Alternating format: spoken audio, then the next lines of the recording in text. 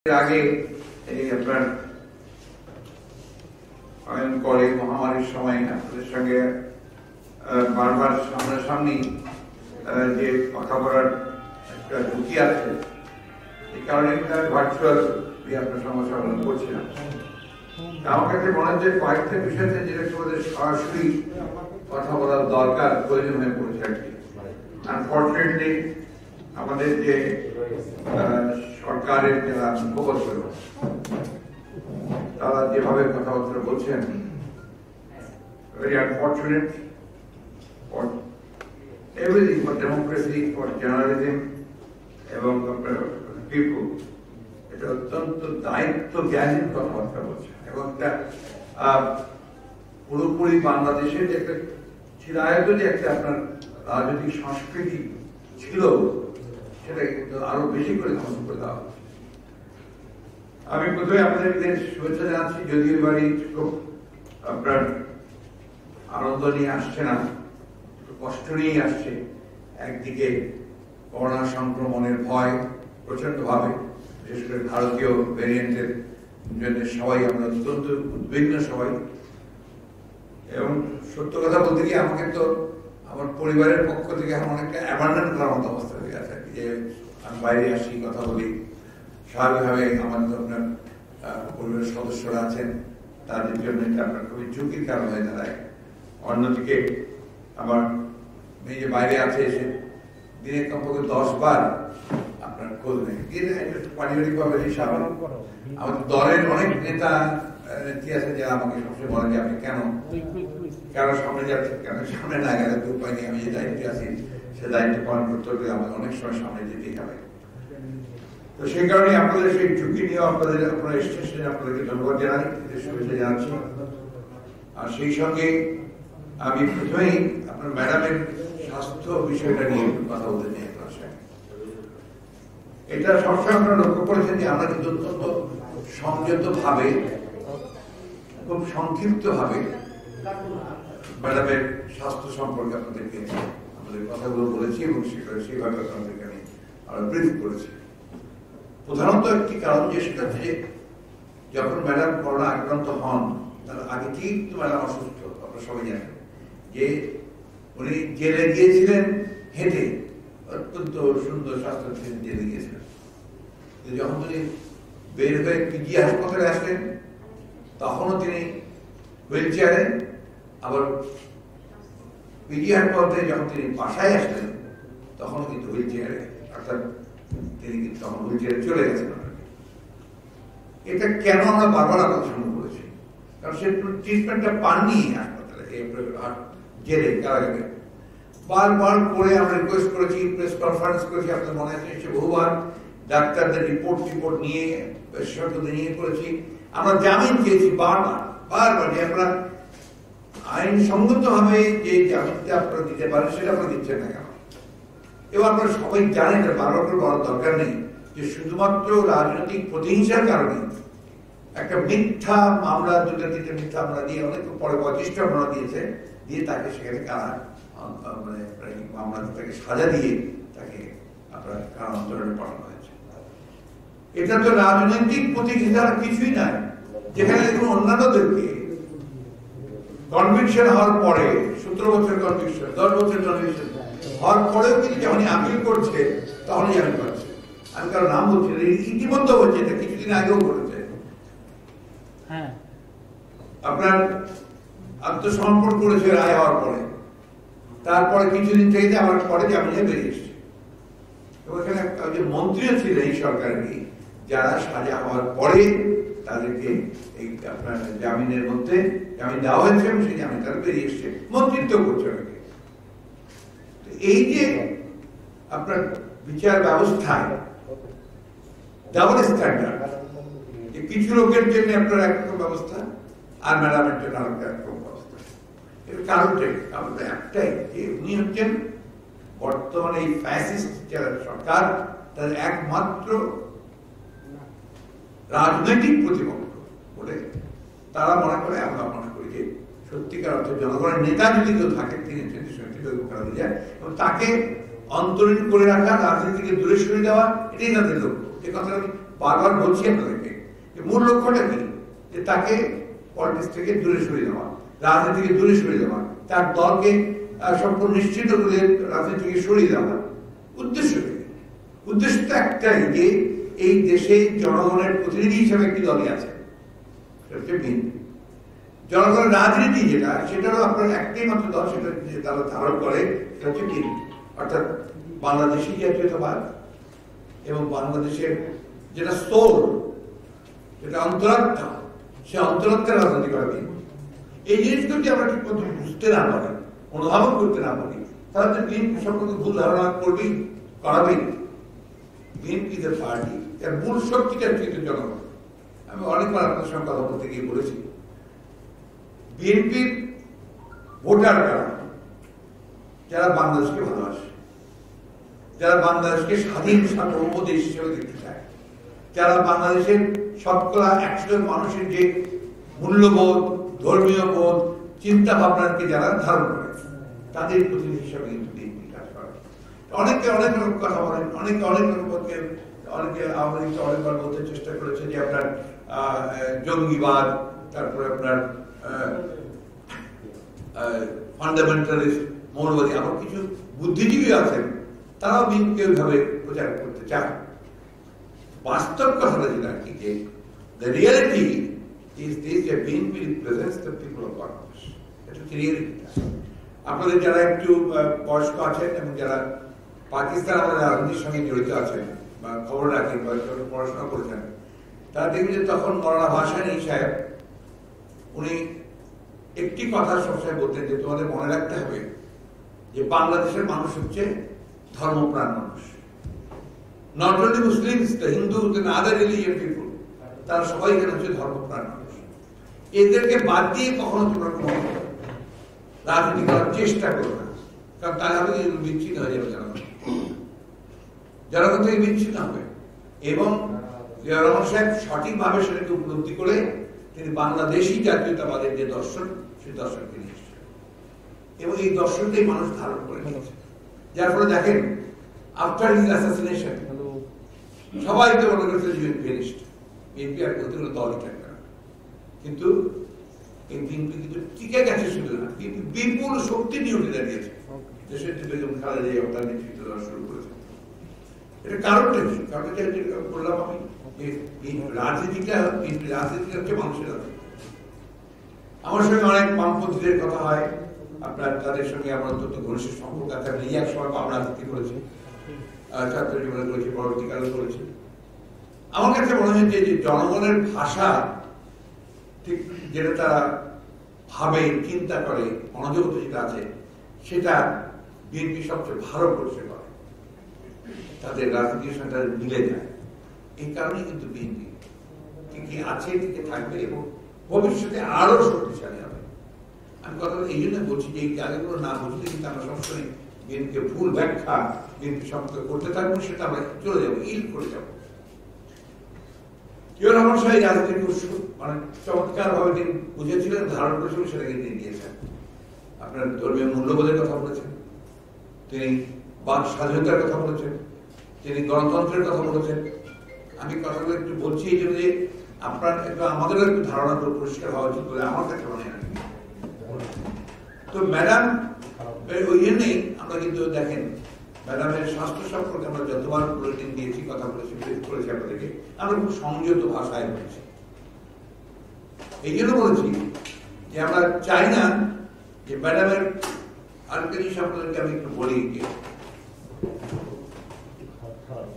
মানুষের স্বাস্থ্য কিন্তু মানুষের খুব private, health is a private. এবং বিদেশে আপনি বিশ্বাস করেন, তারা প্র্যাকটিস করে।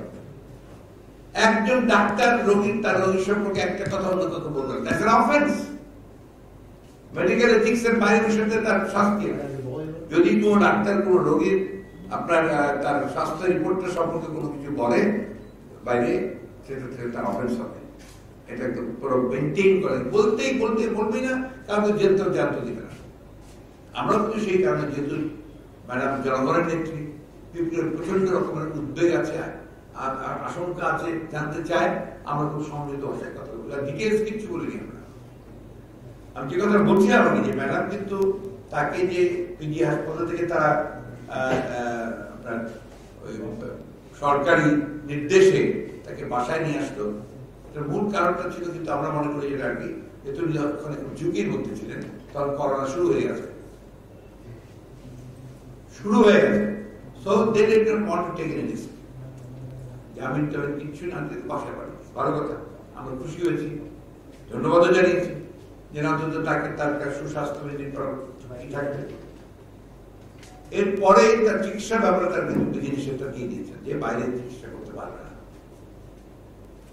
তখন তার বাইরে নেওয়ার কথা আমরা চিন্তাও করিনি। তার আগে আমরা বলেছিলাম যে বিদেশে উন্নত চিকিৎসা করতে দেওয়া উচিত, যে তার যে রোগগুলো আছে বিশেষ করে আর্থ্রাইটিস, এটা আপনার খুবই মারাত্মক একটা রোগ, এটা আপনার লং টার্মে ক্ষতি করে। ওইটার যে অ্যাডভান্স ট্রিটমেন্ট, আপনার যে কোনো বড় ডাক্তারের সাথে কথা বলুন, বিশেষজ্ঞের সাথে কথা বলুন, আর্থ্রাইটিসের ভালো চিকিৎসা ব্যবস্থা আমাদের দেশে এখানে নাই বললেই চলে। একমাত্র বড় আপনার একজন বিশেষজ্ঞ আছেন প্রফেসর আতিকুল হক সাহেব, এবং সেটাও নির্ভর করবে আনুষঙ্গিক সমস্ত বিষয়গুলোর উপরে। এবং এই জন্য ওই কতগুলো থেরাপি নতুন এসছে, যে থেরাপিগুলো দিলে আপনার সমস্ত আনুষঙ্গিক ব্যবস্থাগুলো তাকে আবার ঠিক করে চেক করে রাখতে হয়। যাই হোক, তো সেটার জন্য কিন্তু আমরা ওইভাবে অত গুরুত্ব সহকারে, এবং উনি যখন ছিলেন আপনার হেলথ ইন্টার্ন ছিলেন, উনি কিন্তু একদিনের জন্য কোনো তাদের যে কন্ডিশন শর্ত ভঙ্গ করেন না। উনি একদিনের জন্য ঘরের বাইরেও যান না, বাসার বাইরেও যান না, এবং কোথাও কোনো বক্তব্য দেননি। আমরাই হয়তো মাঝে মাঝে এসে বলেছি যে উনি আপনাদের সবাইকে শুভেচ্ছা জানিয়েছেন, তার জন্য দোয়া করতে বলেছেন, তাই না? উনি কিন্তু নিজে কোনোদিন, এমনকি ব্যাংকগুলিতে দাঁড়িয়ে হাতও নাড়ান নাই। এটা কিন্তু লক্ষ্য করার বিষয় আছে। নাম্বার টু হচ্ছে, এবার যখন তার করোনায় উনি আক্রান্ত হলেন, সেই করোনা আক্রান্ত হলে বাসায় চিকিৎসা নিতেন, তাই না? আপনার মনে আছে আমি এইখানে এসে করেছি আপনাদের, কারণ হচ্ছে একটা কারণ আমরা চাইনি যে আপনার এটা কোনো কন্ডিশন ছিল, কোনো ব্রেক করা ঠিক হবে। আমাদের এক নম্বর দিন হচ্ছে তার প্রাইভেট যে আপনার অসুস্থতা, বাইরে কথা বলাটা সংযত সরকার। এরপরও দেখবো যে আমাদের চিকিৎসকরা পর্যন্ত খুবই সংযত হচ্ছে। আরেকটি কথা হচ্ছে যে স্থিতিশীল বলবো কেন, স্থিতিশীল তো বলতেই হবে এই জন্যে যে ওনার ওই সময় প্রথম দিকে যখন আপনার পরিবার তার বাইরে নেওয়ার জন্য করেছিল, অ্যাপ্লাই করেছিল, তখন ইট ওয়াজ ভেরি ক্রিটিক্যাল। কথাটা লক্ষ্য করবেন, ইট ওয়াজ ভেরি ক্রিটিক্যাল। ডাক্তাররা পর্যন্ত অত্যন্ত উদ্বিগ্ন হয়ে পড়েছিল, যে কারণে তারা একটা চিঠিও দিয়েছেন, মানে একটা রিপোর্টও দিয়েছেন যে heart condition is very critical, এবং আমাদের এখানে যে ব্যবস্থাগুলো আছে সেই ব্যবস্থাগুলো এনাফ নয় তার এটাকে ঠিক করার জন্য, বরগাট করার জন্য, যে কারণে তারা মনে করছে যে যদি আপনার বাইরে চিকিৎসা না হয় ভালো হবে। একটা বাস্তব বলতে আমাদের হেলথ সিস্টেমটা আপনারা জানেন, even the private hospitals are not properly equipped. একমাত্র এবার কেয়ার হসপিটালই কিন্তু আপনার সবচেয়ে বেশি টেকনোলজির দিক থেকে উন্নত, কিন্তু তারপর ইটস নট এনাফ। ওরা নিজেরাই মনে করে যে ওদের অনেক লিমিটেশন আছে, তো সেই লিমিটেশন গুলো কিন্তু তারা তখনই পরিবার ডাক্তারদের সঙ্গে পরামর্শ করার পরেই, তাদের রিপোর্ট করার পরে কিন্তু পরিবার তাদের ওনাকে বাইরে নেওয়ার জন্য আবেদন করেছে। দেশাত্রী বেগম খালেদা জিয়া কোনোদিনই বিদেশে গিয়ে থেকে রাজনীতি করতে চান নাই, কথা জরুরি গুরুত্বপূর্ণ করতে চান। অনেক রকম কথা বলে দেশে বাইরে চলে গিয়ে উনি আর আসবেন না, উনি ওখান থেকে রাজনীতি করবো, কোনোদিনই করতে চান না।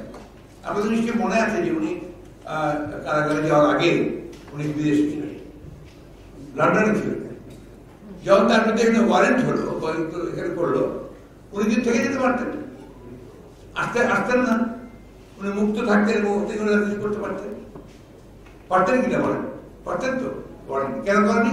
সে বিলিভস ইন দ্য কান্ট্রি, যেই দেশে এখানেই যা কিছু হবে আমার এখানেই হবে, এবং তার তখনও আদালতের প্রতি তার আস্থা ছিল, সংবিধানের প্রতি আস্থা ছিল, বলে কিন্তু দেশে ফিরে এসেছেন।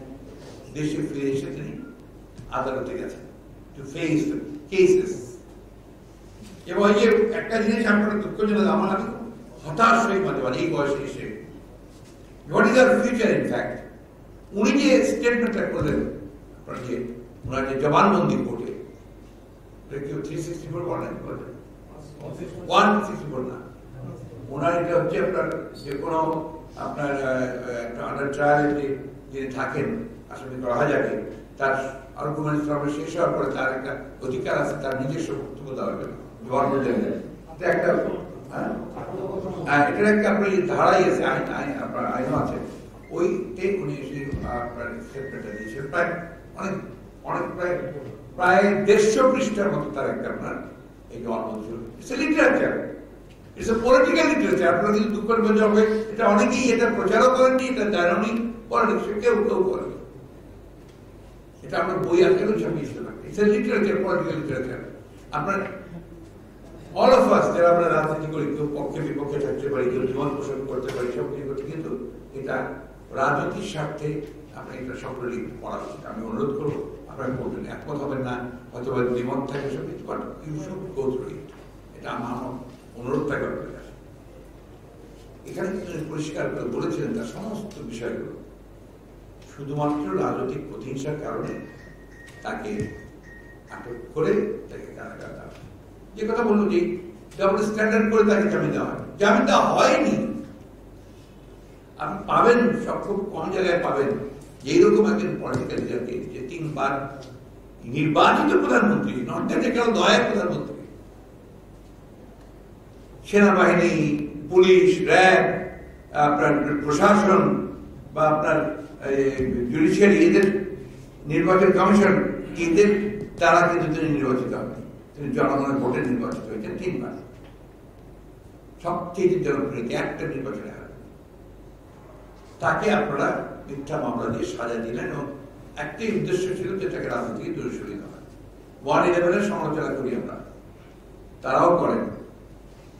111-এ শেখ হাসিনাকে আপনার নিয়ে গিয়েছিল এবং বেগম খালেদা জিয়াকে নিয়ে গিয়েছিল, নিয়ে গিয়ে তারা -2 থিয়ে দিয়েছিল তখন, তাই না?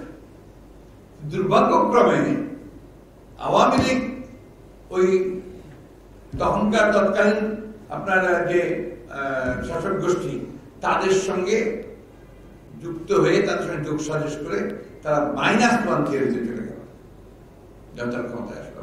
সবাই জানেন আপনারা, তো আমি সেগুলো রিপিট করতে চাই না, সব জিনিসগুলোকে ধরে দিতে চাই যে উদ্দেশ্য ছিল বেগম জিয়াকে পলিটিক্স থেকে সরিয়ে দেওয়া।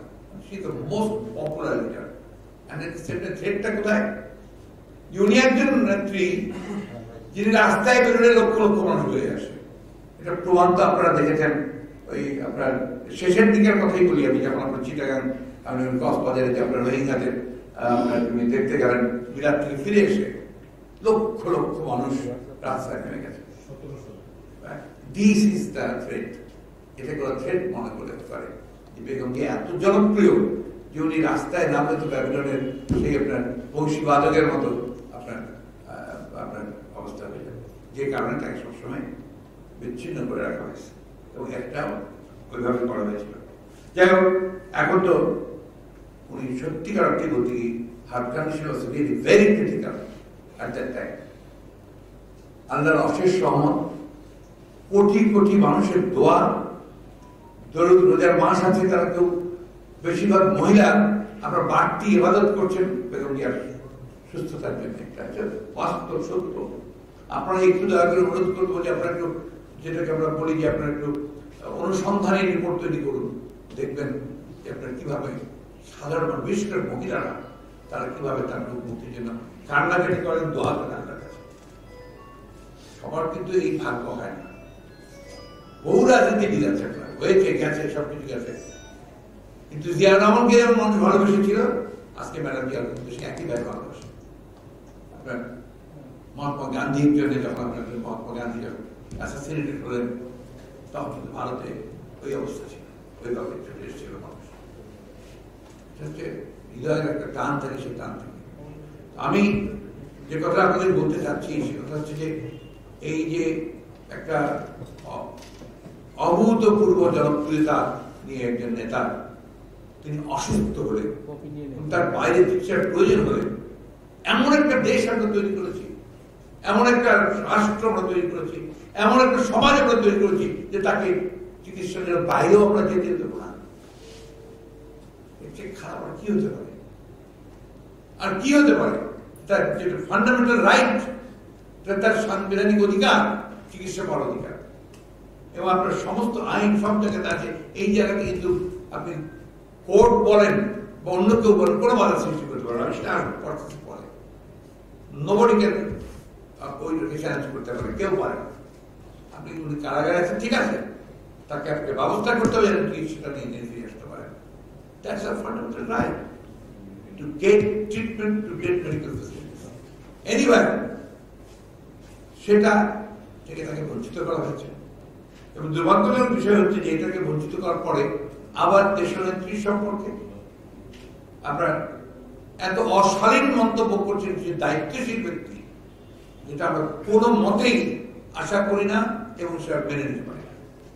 আমি নাম বলছি না, নাম বলাটা আমার আপনার একটা রুচি এবং আমার যে শিক্ষা আছে শিক্ষার বাইরে। দায়িত্বশীল মন্ত্রী বলছেন যে এটা নিয়ে নাকি আমরা রাজনীতি করছি। দায়িত্বশীল মন্ত্রী আবার এমন কতগুলো কথা বলছেন তার ব্যক্তিগত বিষয়গুলো নিয়ে, যেগুলো কখনো কোনো শালীন আচরণের মধ্যে কথা বলতে পারে না। আমাদের সবচেয়ে বড় অপরাধটা কোথায়? সবচেয়ে বড় কথা destroyed the Democratic culture in Bangladesh. গণতন্ত্রের সমস্ত সংস্কৃতিকে তারা ধ্বংস করে দিয়েছে। বিস্মিত হতে হয় যে দেশনেত্রী বেগম খালেদা জিয়া সম্পর্কে একজন ব্যক্তি যার কোনো অবদান নেই দেশের রাজনীতিতে, দেশের লিবারেশনের মুক্তিতে, উনি কথা বলার অত্যন্ত প্রকাশ করেন। আমি আমার বলবো, আগেও বলেছি, দয়া করে সংযত হয়ে কথা বলবেন দেশের কাজের সম্পর্কে। আমি একটা কথা বলতে বাধ্য হচ্ছি যে তার পায়ের নখের যোগ্য আপনারা কেউ না। Sorry to say that, but that is the reality. নিজেরা আপনাদের যোগ্যতা সম্পর্কে দেশের লোকের ধারণা আছে, এই কথা থেকে পিএইচডি করে এসছেন, কি করে এসছেন, এভরিবডি নোজ অ্যাবাউট ইট। এই যদি আপনার শিক্ষার আপনার নমুনা হয়, তাহলে তো আপনার মানুষের শিক্ষিত লোক সম্পর্কে ধারণা পাবে। এরপরে যে জিনিসটা আমি আপনাদের বলতে চাই, যে তিনি এখনো ক্রিটিক্যাল কন্ডিশন আছে তার, যদিও আল্লাহর হুকুমে যে আপনার অনেককে ইমপ্রুভ করেছেন, এবং এখন তিনি রুম এয়ারে আপনার শ্বাস প্রশ্বাস নিতে পারছেন, তার অক্সিজেন লাগছে না রুমের মধ্যে। আপনার তার প্রেশার, টেম্পারেচার, অক্সিজেন, আপনার যেটাকে স্যাচুরেশন বলে, এগুলো এখন আপাতত ভাবে এখন আল্লাহর হুকুমে এখন আপনার কিছুটা নর্মালের দিকে চলে এসছে।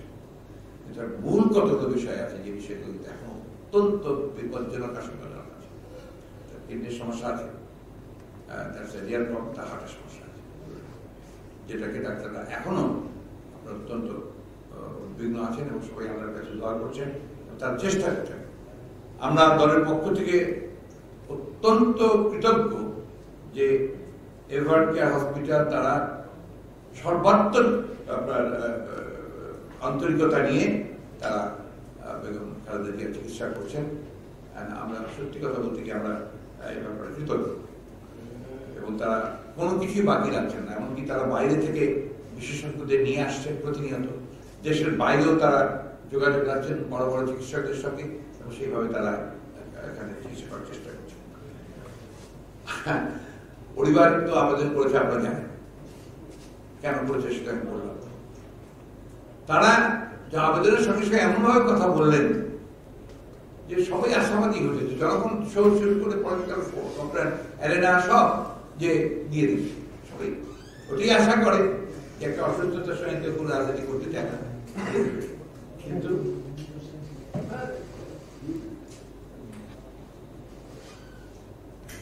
দুঃখজনক ভাবে আপনার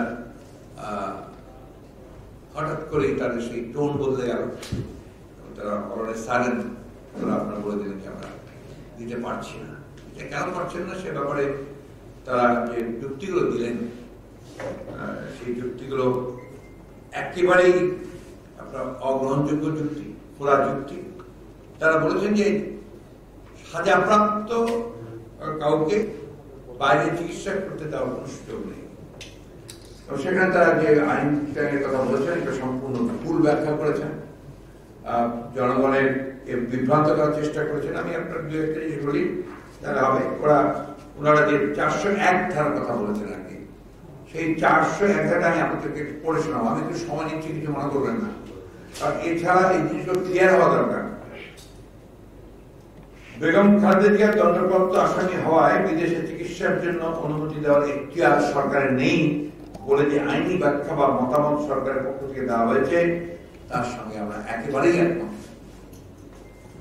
উক্ত মতামত পার ইনকিউরিয়াম ফান্ড ভুল ব্যাখ্যা।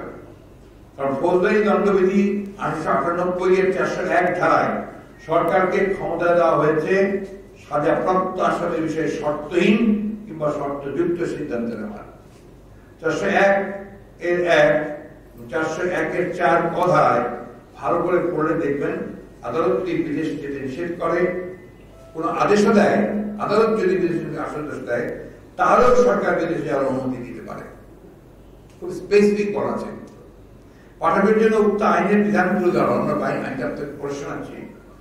401(1) When any person has been sentenced to punishment for an offence, the government may at any time, without conditions or upon any conditions which the person sentenced accepts, suspend the execution of his sentence or remit the whole or any part of the punishment to which he has been sentenced.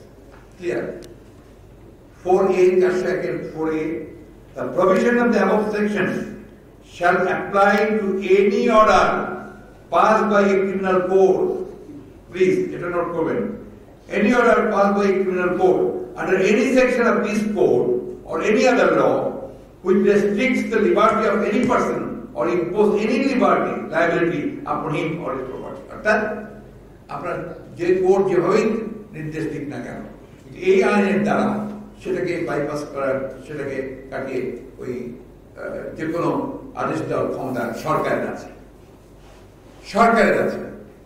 401 ধারা পড়লে স্পষ্ট প্রতিপাদন হয় যে যে কোনো আইনে যদি কোনো আদালত কোনো ব্যক্তি সাজাপ্রাপ্ত কিংবা সাজাপ্রাপ্ত নয় চলাফেরার স্বাধীনতা খর্ব করে কোনো আদেশ দেন, সেক্ষেত্রেও সরকার তা স্থগিত করে তার স্বাধীনতা নিশ্চিত করতে পারে। এই ক্ষমতা সরকারের সহজাত কিংবা ইনহেরেন্ট পাওয়ার। দুদক আইন 2004-এ সরকারের এই ব্যাপক সহজাত ক্ষমতাকে খর্ব করা হয়নি, ফলে দুদকের ওখানে বলার কিছু নাই। It is very clear. আপনার চাইলে আমি আপনাদেরকে এটা কপি করে দিয়ে দিতে পারি। এখন যেটা আপনার আমি যেটা বলছিলাম কি, যে এই আইনের কথা বলেছেন, ঠিক আছে, ওই পর্যন্ত তারা বলেছেন, ঠিক আছে, থাকলো, আচ্ছা ঠিক, আমরা সেটা ব্যাখ্যা দিলাম। তারপরে যে কথাগুলো বলা হচ্ছে এখন, যে কথা আমি বললাম, সেটা শুধু অস্বাধীন নয়, অমার্জিত এবং অগ্রহণযোগ্য। এবং আমি আবারও বলছি, দয়া করে সংযত হন, দয়া করে আপনাদের কথা বলা এটাকে একটু কমান। আমাদের আমি স্কুলে যখন পড়ি তখন আমরা একটা নাটক করেছিলাম, আমি মাঝে মাঝে এসব করতাম আর কি। তো ওখানে একটা কথা ছিল, রসনা সংযত করো যুবক। এই রসনাকে আমরা সংযত করতে পারছি, জিহ্বাটাকে একটু কন্ট্রোল করে যাচ্ছে তাই বলবেন, আর আপনারা মনে করবেন সবসময় পার পেয়ে যাবেন সব কথা বলে। Everything is being noted and the people of this country will give answer to it timely. সময় যখন আসবে তারা তার জবাব দিয়ে দেবে।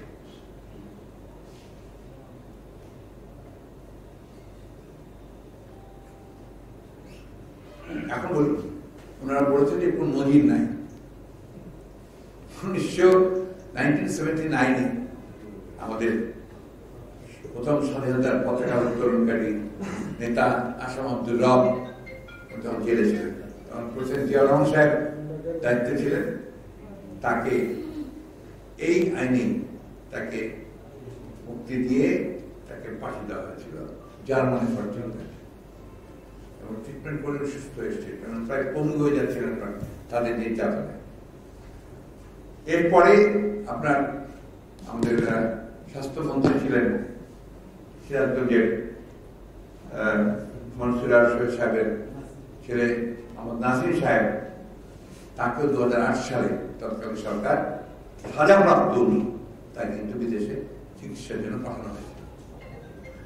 এরপরে এখন আরো, আমি না বলবো না, আরো দুই সহোদর ভাই, অত্যন্ত উচ্চপদস্থ প্রভাবশালী সরকারি কর্মকর্তাই বলবো ভাই, তারা কিন্তু এই আইনের 401 ধারা অনুযায়ী মৃত্যুদণ্ডপ্রাপ্ত তাদেরকে মাফ করে দিয়ে তাদেরকে বাইরে পাঠানো হয়েছে। কেন ওই সমস্ত খোড়া আপনারা সোজা বলে দেন যে আমরা দেব না? সেই প্রধানমন্ত্র তো আপনাদের নাই, সেই বড় যে হাড় হৃদয় সেটা তো আপনাদের নাই। এমনকি শেখ মুজিবুর রহমান সাহেবের ওটা ছিল, উনিও তার অনেক রাজনৈতিক প্রতিপক্ষকে তিনি এই সমস্ত সুবিধা দিয়েছেন, ছেড়ে দিয়েছেন, মুক্তি দিয়েছেন, এবং তাদের কথা বলতে কি আওয়ামী লীগ এটা বিশ্বাস করে না।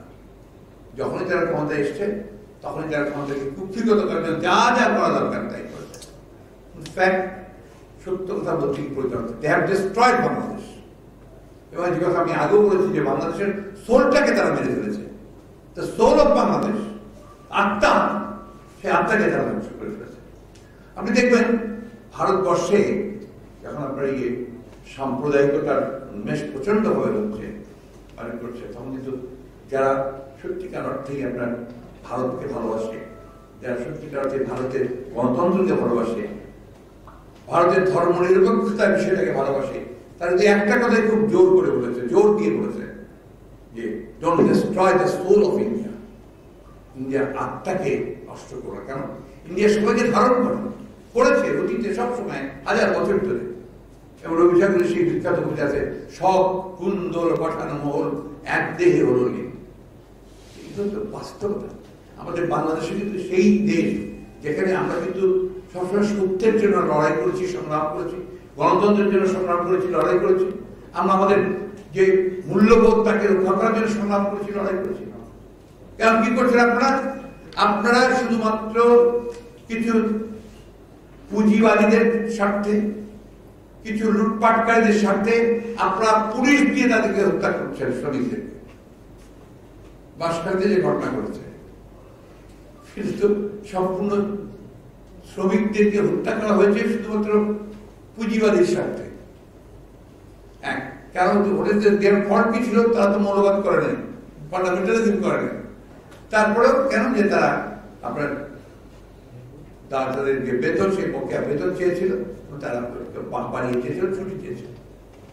গতকাল টুঙ্গিতে আপনার গার্মেন্টস শ্রমিকদের উপরে গুলি চালিয়েছেন। ওয়াই? আলোচনা করেন, কথা বলেন, পুলিশে আরো বিভিন্ন পদ্ধতি আছে, সেই পদ্ধতিতে আপনি যদি আপনার কোনো সমাবেশ হয়, উৎকৃষ্ট হয়ে যায়, তাদেরকে নিয়ন্ত্রণের চেষ্টা করে। পৃথিবীর সব দেশে তো তাই করে, সভ্য দেশে। আপনার মুহূর্তের মধ্যে বন্ধু করে খুন করে দেন। কেন?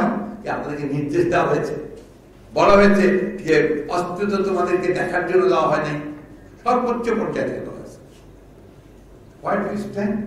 কে নিরাপদ? আপনি নিরাপদ? আপনাদের সাংবাদিক ভাইদের কেউ নিরাপদ? কেউ নিরাপদ নয়। আপনাদের ইতিমধ্যে কত সাংবাদিক ভাইকে কত যন্ত্রণা সহ্য করতে হয়েছে আপনাদের শুধুমাত্র লেখার অপরাধে। আপনি আমার সঙ্গে একমত না হতে পারেন যে আমি আপনার লেখার সঙ্গে একমত নই, ঠিক আছে, তার জন্য আপনি আমাকে জেলে পুরে দিবেন, অন্ধকারের মধ্যে রেখে দিবেন, বের হবে না, জামিন হবে না। আমি গতকালই আসাদ সাহেবের সঙ্গে কথা বলছিলাম, আমাদের অ্যাডভোকেট আসাদ সাহেব, যে আজকে তার একটা কেস আছে কোর্টে, 17 বছরের একজন মেয়ে, অ্যাডাল্ট না, সে আপনার এই হয়তো অনেকে আছে, অনেক আছে, অনেকে আপনার ধর্ম সম্পর্কে কিছু কমেন্টস করে, এই ধরনের কমেন্টস করাতে তাকে অ্যারেস্ট করা হয়েছে। And she has been charged. 17 বছরের একটা মেয়ে, আপনারা সোশ্যাল মিডিয়াতে যেটা করে, কি একদম মহা ভারত অসুস্থ হয়ে গেল যে তাকে আপনার জেলে নিয়ে যেতে হবে। 7 বছরের 14 বছরের কিশোর, এর আগে আপনার তাকে জেলে নিয়ে গেছে। এরকম কিন্তু অনেক, প্রায় 457 জনের মামলা হয়েছে, ওইভাবে জেলে নিতে হয়। আমি বক্তব্য দীর্ঘ করবো না। আমি আজকে আপনাদের এই সুযোগটা আমি নিয়েছি এই জন্যে যে এই জিনিসগুলো আপনাদের সামনে তুলে ধরতে চাই। তাদের এই আচরণ, ম্যাডামকে আপনার চিকিৎসার জন্য বাইরে যেতে না দেওয়ার যে বিষয়টা, এটা অত্যন্ত ন্যাক্কারজনক, এটা অমানবিক এবং জনগণকে ভ্রান্ত ধারণা দেওয়া হচ্ছে, বিভ্রান্ত করার চেষ্টা করা হচ্ছে। সুতরাং আমরা তীব্র নিন্দা তখনও জানি, এখনো জানাচ্ছি। আরেকটা কথা কষ্ট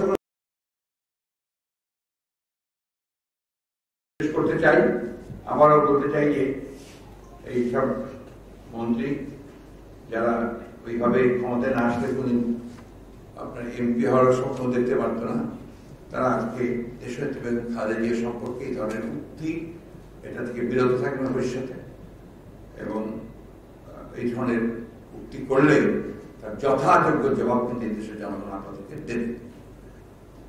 একই সঙ্গে আপনার এটাও বলতে চাই, আমরা সবাই দেশের মানুষ, সবাই কোটি কোটি মানুষ দোয়া করছে আল্লাহর কাছে যে দেশনেত্রী বেগম খালেদা জিয়া সম্পূর্ণ সুস্থ হয়ে তার বাসায় ফিরতে পারেন।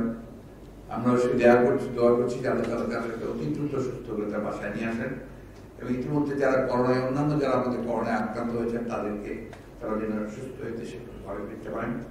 আরেকটি বিষয় আপনাদের সামনে তুলে ধরতে চাই, এই যে আপনার ঈদের আগে রমজান মাসে আপনার যে লকডাউনকে কেন্দ্র করে তার সুযোগ নিয়ে এই যে আপনার কত শত মানুষকে যে আপনার গ্রেপ্তার করা হলো, কি বলা হচ্ছে যে তারা নাকি আপনার, আমি গতকাল এটা বলেছি, গত পরশুও বলেছি যে তারা আপনার এই সব নাশকতামূলক কর্মকাণ্ডের সঙ্গে, সহিংসতার সঙ্গে সব জড়িত দিয়ে তাদেরকে দেওয়া হচ্ছে। এখন সহিংসতা তৈরি করলেন আপনারা, অত্যন্ত পরিকল্পিতভাবে তৈরি করেছেন। সহিংস ব্যাপারই তো ছিল না। যদি আপনার বাইতুল মোকাররমে আপনার মিছিলটা করতে দিতেন বা সমাবেশটা করতে দিতেন তাদের কোনো সমস্যা ছিল, সেখানে আমরা আক্রমণ করলেন, এবং শুধু পুলিশ আক্রমণ করেন, র্যাব আক্রমণ করেন, এখানে আওয়ামী আপনার সন্ত্রাসীরা আপনার সেখানে গিয়ে আক্রমণ করেছে, সবখানেই তাই, চট্টগ্রাম বলেন বা আপনার ব্রাহ্মণবাড়ি এবং সবখানে তাই। তো সেইখানে আপনারা এখন অ্যারেস্ট করছেন, সমস্ত নাম করে আরেকজন যারা আছেন তাদেরকে অ্যারেস্ট করছেন, তাদেরকে আপনারা গ্রেপ্তার করছেন, রিমান্ডে নিচ্ছেন। বিএনপির নেতা কর্মীদেরকে আপনাদের রিমান্ডে দিচ্ছেন। আমাদের নিপুণরা এখন পর্যন্ত আপনার সে কারাগারে 3বার তাকে রিমান্ডে নিয়ে গেছে এই সময়। তো আবারও আমাদের আহ্বান থাকবে যে ঈদের আগেই সকলকে মুক্তি দিয়ে দেন। আর কারাগারে যাদেরকে মিথ্যা মামলা দিয়ে দীর্ঘকাল ধরে আটক করে রেখেছেন, আমাদের আব্দুল সালাম বিট্টু সাহেব আছেন, তো যেমন বাবর সাহেব আছেন, এবং আরো বেশ কিছু নেতা আছেন, যাদেরকে আমরা অবিলম্বে তাদেরকে মুক্তি দিয়ে তাদেরকে আমরা বিশেষ করে করোনার ভয়াবহ করোনার সময় তাদের স্বাস্থ্যের কথা, নিরাপত্তার কথা চিন্তা করে আমরা এই মুক্তির জন্য আহ্বান জানাচ্ছি। আর আল্লাহর হুকুম, এই দেশের মানুষের দোয়া, কোটি কোটি মানুষের দোয়া, ইনশাআল্লাহ বেগম জিয়া সুস্থ হয়ে তার ঘরে ফিরবেন, এটি আমরা আশা করি। আপনারা সবাই সুস্থ থাকবেন, ভালো থাকবেন। আমি একটু বেশি সময় নিয়ে কথা বলছি, সেজন্য আমাকে ক্ষমা করবেন। কিন্তু রাজনীতি তো আবেগের বাইরে হয় না, মাঝে মাঝে কিছুটা আবেগটা কিছু হয়ে যায়। আমার অনেক বয়স হয়েছে, আপনার প্রায় 73 বছর পর, এবার 73 পড়েছি। কিছুক্ষণ আগে ইনশাআল্লাহকে বলছিলাম যে আমি জানি না আমরা কি দেখতে পাবো, ভবিষ্যতে কি দেখে যেতে পারবো। আপনাদের জেনারেশন কোন বাংলাদেশে আপনারা থাকবেন তা আপনারা নির্ধারণ করবেন। আপনারা সত্যিকার অর্থে মুক্ত স্বাধীন বাংলাদেশে আপনারা থাকতে চান, সেটা আপনাদেরকে নির্ধারণ করতে, দেখতে হবে। মাথা উঁচু করে দাঁড়াতে হবে, কাউকে না কাউকে তো কথা বলতে হবে। আমরা কি জেনে শুনে আমাদের এই দেশ থেকে আমরা আপনার এই ধ্বংসের দিকে চলে যেতে দেখবো? জেনে শুনে দেখবো? আমি বিএনপির কথা বলছি না, আওয়ামী লীগের কথা বলছি। জেনারেশন, প্রজন্ম কোথায় যাচ্ছে? এই যে দেখুন, আপনার ছাত্রদের ব্যাপারে কোন সিদ্ধান্ত তারা নেয় না, একটার পর একটা সেই আপনার সাংঘর্ষিক সিদ্ধান্ত নিয়ে থাকে। 2টা বছর ধরে আমাদের ছেলেমেয়েরা আপনার টাকা পড়াশোনা উচিত, কমপ্লিটলি উচিত। 2টো ক্লাস আগেই তৈরি হয়েছে, সেটাকে আরো তৈরি করা হচ্ছে যে অনলাইনে সমস্ত যারা পড়াশোনা করছে তারা কিছুটা করছে বা ইংরেজি করছে না। সেদিন দেখলাম আমাদের একটা ছেলে, বাচ্চা ছেলে, সে ক্লাস 4-এ পড়ে, সে বাজার বিক্রি করছে, সে স্কুলে পড়তো। বলছে যে যেহেতু আপনার লকডাউন, স্কুল বন্ধ হয়ে গেছে, আমি আমার মাকে সাহায্য করার জন্য বাদাম বিক্রি করছি। প্রধানমন্ত্রী বারবার করে বলছেন যে, এবং আমরা আওয়ামী লীগ বলছে যে প্রণোদনা দেওয়া হচ্ছে। তাদেরকে প্রণোদনা দিচ্ছেন, কোথায় দিচ্ছেন? এই যে লক্ষ কোটি মানুষ, তারা আপনার এখানে প্রায় আমাদের একটা হিসাব, যেটা মানে ইকোনমিক্সের হিসাব আর কি, যে প্রায় 6 কোটি মানুষ আপনার ইনফর্মাল সেক্টরে কাজ করছে, তাদের 85% আপনার বেকার, কোনো এখন আয় নেই, কারণ সংস্থা তো বন্ধ, এভরিথিং ইজ ক্লোজ। কয়েকদিন জন্য ঈদের আগে আপনার কিছু দোকানপাট খুলে দিতে সমস্যার সমাধান হবে না। আমরা বলছিলাম এদের কাছে ক্যাশ টাকাটা পৌঁছাবে, খুব কঠিন কাজ না। আপনাদের প্রত্যেকের তো আইডিয়া আছে, এনআইডি আছে, প্রত্যেকের আছে, সেগুলো তৈরি করা যায়। সেখানে আপনাকে ব্যবস্থা করে ওভারের মাধ্যমে টাকাটা পৌঁছে দেওয়া যায়, ইটস পসিবল। আন্তরিকতা থাকে অবশ্যই দেওয়া যাবে। আপনি 10 কোটি 10.5 কোটি টাকা অথবা 19 কোটি টাকা দিয়ে বলছেন দিয়েছি, কেন আপনারা আজকে 10,000 কোটি টাকা খরচ করছেন না? এটাই তো মানুষ, 1/3 of the population, তার জন্য 10 কোটি টাকা আপনারা খরচ করতে পারছেন না। আপনারা যে মেগা প্রজেক্ট করছেন, কি আবার পাতাল রেল করবেন বলছেন, সবকিছু করবেন, ভালো কথা, but at the cost of what? কার টাকা দিয়ে করছেন? পৈতৃক সম্পত্তি থেকে তো করছেন না, সম্পূর্ণ এই দেশের মানুষের ট্যাক্সের টাকা থেকে, পয়েন্ট থেকে টাকা নিচ্ছেন। এবং আজকে দেখুন, এই যে ধারের টাকা নিতে নিতে, ঋণের টাকা নিতে নিতে বাংলাদেশের মানুষের টাকা তো সব ঢুকিয়ে ফেলেছেন, খেয়ে ফেলেছেন। আপনারা এখন ব্যাংক থেকে আর আপনার লোন নিতে পারছেন, এই অবস্থা নাই, টাকা ছাপা যাবে কয়েকদিন পরে করছেন। অথচ আপনারা যারা এই প্রবাসীরা যারা আমাদেরকে টাকা পাঠায়, তারা 77% আমরা আনএমপ্লয়েড, যারা দেশে ফিরেছে। দেশে যারা ফিরেছে তারা 77% আনএমপ্লয়েড। এদের জন্য তো কোনো ব্যবস্থা করেনি আপনারা। আমরা আমাদের প্রণোদনার কথা বারবার করে বলেছিলাম, এদের জন্য বরাদ্দ রাখেন, তাদেরকে দেন, দরকার এককালীন টাকাও তাদেরকে দেন যারা আমরা এসে পারি। যাই হোক, আমি অনেকগুলো কথা বলেছি, আপনারা কিছু মনে করবেন, আজকে সময় নিয়ে নিলাম, কারণ এটা আমি কিন্তু আজকে ওই জন্য কোনো প্রিপেয়ার স্পিচ বা এখান থেকে আপনারা যেটা ভালো করুন, শুধু একটাই অনুরোধ থাকবে, কেউ ডিস্টর্ব করেন না আর কি। দুর্ভাগ্য আমাদের যে আমরা আপনাদের আমাদের সবচেয়ে বড় কাছের লোক, প্রিয় মানুষ, এবং আমরা আশা করি এই দেশকে সবচেয়ে বেশি কন্ট্রোল অতীতে আপনারা করেছেন, এখনো করছেন, এই সীমাবদ্ধতার মধ্যে আপনারা যেটা করছেন সেটা অত্যন্ত ইম্পর্টেন্ট, গুরুত্ব, আমরা কৃতজ্ঞতার সঙ্গে সেটাকে স্মরণ করি। তারপরে মাঝে মাঝে হঠাৎ করে এই কাজটা করে ফেলে, সেটা অনুরোধ করবো যে কোনো কিছু বলার আগে, লেখার আগে একটু আমাদেরকে জিজ্ঞাসা করবেন যে আমরা ওই জিনিসটা সত্যি সত্যি এই ব্যবহার করেছি কিনা। আর একটা রাজনৈতিক নেতা, সে অনেক ত্যাগ তিতিক্ষার পরে কিন্তু একটা জায়গায় আসে। আমি শুধু আমার কথা বলছি না, এভরিবডি, তারা কিন্তু অনেক ত্যাগ তিতিক্ষা, অনেক কিছু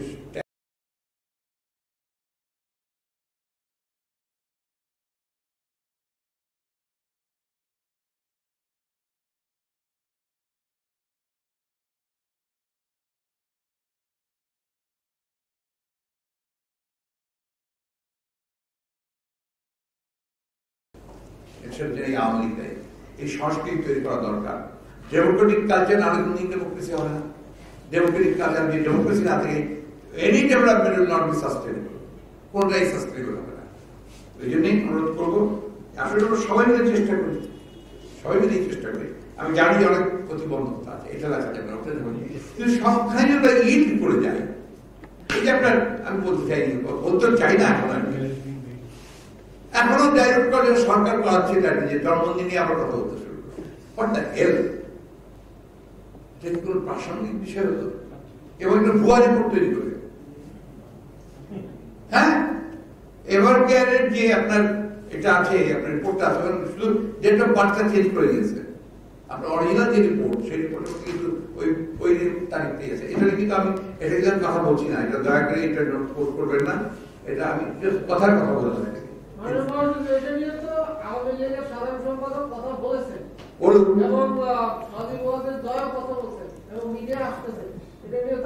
আপনারা এখন এটাকে নিয়ে কথা বলতে থাকেন না, ম্যাডামের আসল জিনিসটাই চলে যাবে অন্যদিকে, ডাইরেক্ট হয়ে যাবে। এবং আপনারা যেটা করবেন এই কারণে কথা বলতে চাইনি,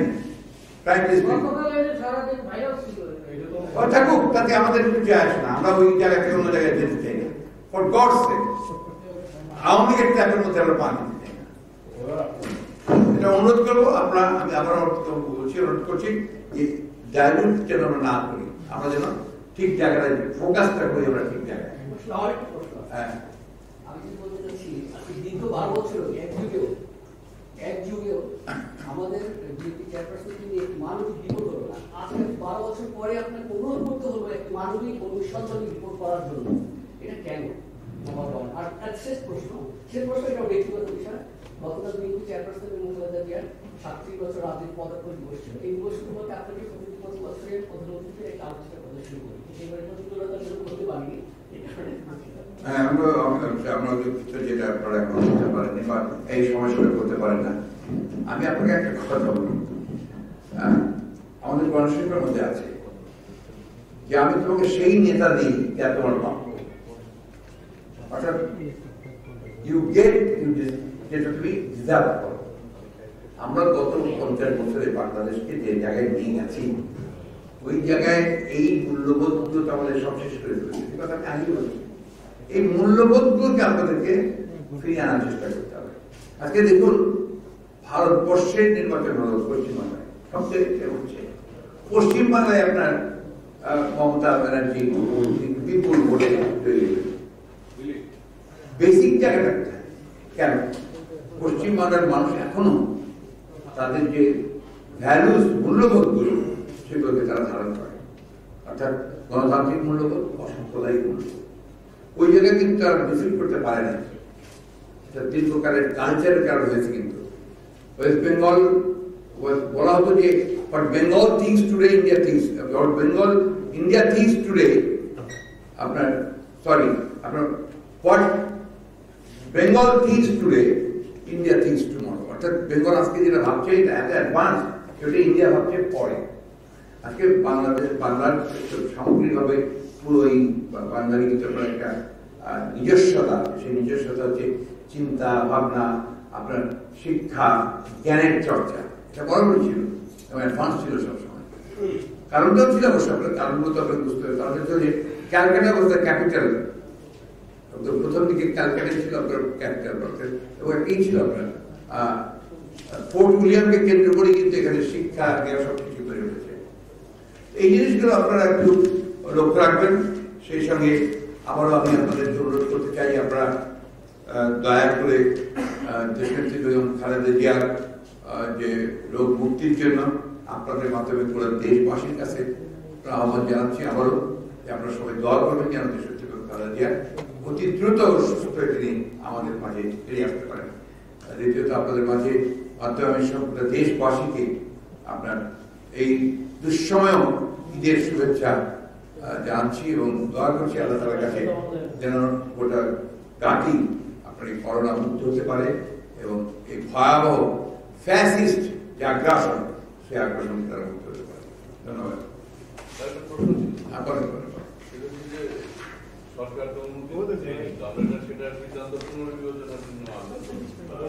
আমরা তো ভাই আবেদন করিনি, আমি আগে অ্যাপ্লিকেন্ট আমরা ছিলাম না, এটা তো আমরা করেছি আপনাকে আগে অ্যাপ্লিকেন্ট আমরা ছিলাম না। আপনার পরিবার তারা তাদের মতো করে করেছে, তারা করবে সবকিছু, যদি তারা মনে করে তারা করবে। আমাদের যে বক্তব্য রাজনৈতিকভাবে যে বিষয়গুলো এসছে সেই বিষয়গুলো আমি আমাদের সামনে। Thank you.